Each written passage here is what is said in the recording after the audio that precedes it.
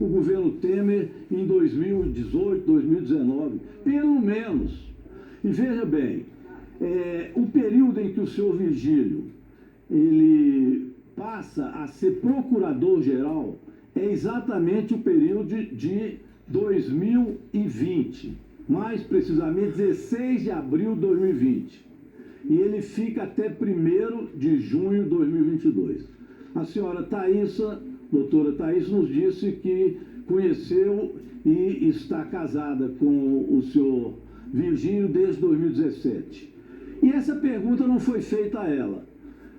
O senhor Virgílio, a senhora tinha algum conhecimento das questões dele do ponto de vista profissional?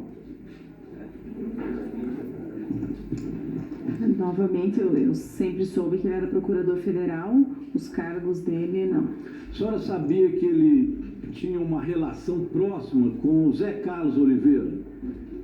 Eu vou permanecer em silêncio. Mas eu falo para a senhora, ele tinha.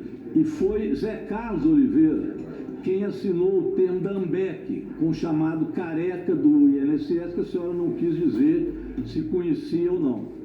Mas em 2022, o procurador virou consultor jurídico do ministro do Trabalho e Previdência, Zé Carlos Oliveira. É engraçado, isso não foi perguntado em hora nenhuma, para saber qual relação vem de quanto tempo, porque isso é importante, para saber a origem da roubalheira e quando começou.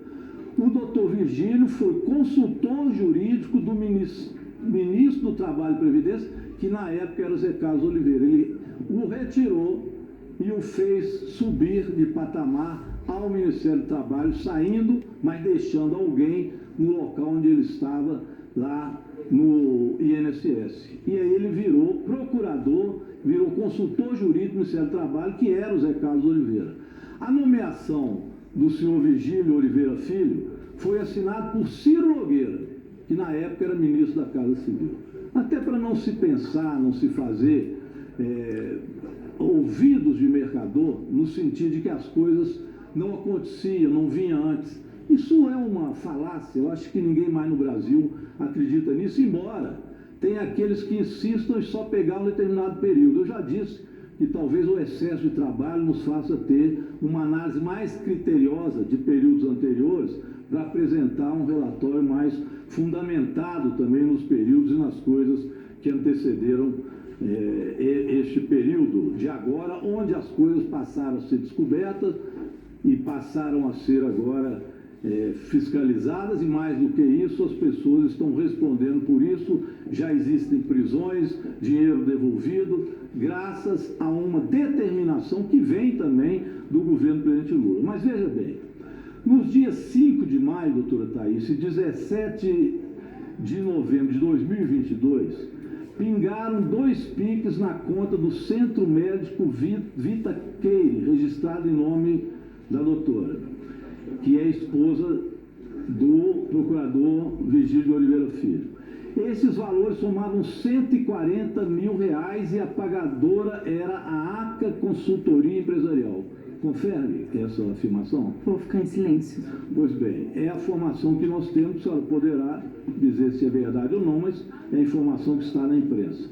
Então, R$140 mil de 5 de maio e 17 de novembro de 2022.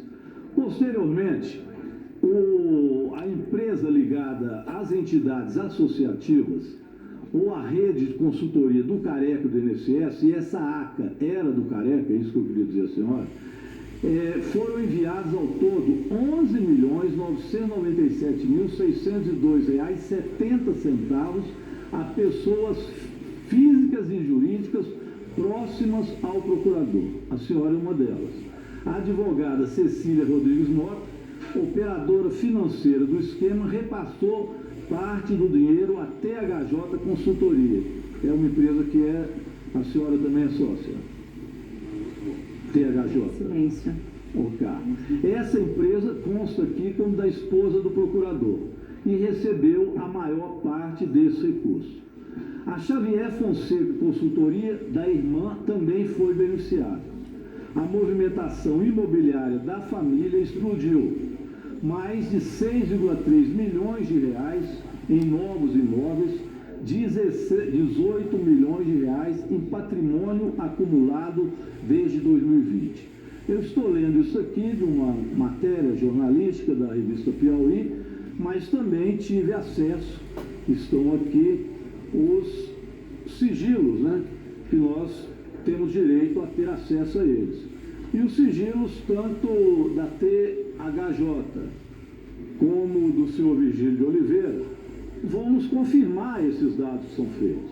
Esses dados aqui são de sigilo que nós temos acesso. Estou mostrando a distância, presidente, mas para mostrar que nós temos documentação, doutora Thaísa. Por isso era importante que a senhora falasse. Aqui tem uma versão, ou uma hipótese que foi levantada pelo nosso querido Pimenta, de que a senhora poderia ter sido utilizada pelo marido ou pela quadrilha. Mas também nós podemos pensar em outras possibilidades que eu acho importante. E por isso a gente queria dar à senhora uma outra opção que não fosse essa. Tem aquele filme que nós assistimos de um casal norte-americano que assaltava bancos. Esqueci o nome do casal. Bonnie e Clyde. Bonnie e Clyde talvez expressasse melhor, Pimenta, do que essa hipótese de que a doutora Thaísa fosse apenas prejudicada por essa quadrilha. Pode ter sido uma parceria, o estilo Bonnie e Clyde. Isso porque chegaria mais fácil a essa ideia que já estamos vislumbrando, que é o casal da operação sem desconto, é o casal sem desconto. Bonnie e Clyde, o casal sem desconto. Parece um pouco isso, porque não é possível 18 milhões e a senhora não querer se defender em relação a isso de patrimônio acumulado pelo casal neste período que iniciou 2020, foi até 2022 e depois retoma em 2023 e vai até 2025, quando aí sim o senhor Virgílio é afastado pela justiça por causa da operação e agora renovado de novo a dispensa do senhor Virgílio, agora também pelo próprio INSS. Então, infelizmente, a gente vê aqui um caso que nos dá tristeza.